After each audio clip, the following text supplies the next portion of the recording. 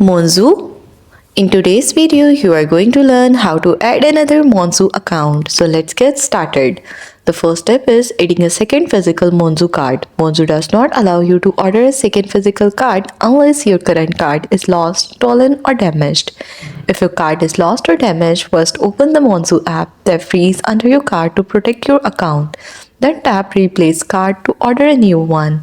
After that, you have to add virtual cards. You can add multiple virtual cards. You can have up to 5 active virtual cards at once. You can create up to 100 virtual cards every 12 months. To manage virtual card, go to the Monzo application and in your account, click on virtual cards. The third one is adding a second account in Monzo. If you want an additional Monzo account, not just a card, then you have to go to the account section in your application. Tap and add another account. You can then open a new Monzo account or link external bank accounts to view them inside Monzo. Fourth option is business accounts. If you use Monzo Business, you can add expense card holders for your team. This is done through go to the business application, team member selection, and here add card holders. And that's how you will be able to add another Monzo account or card.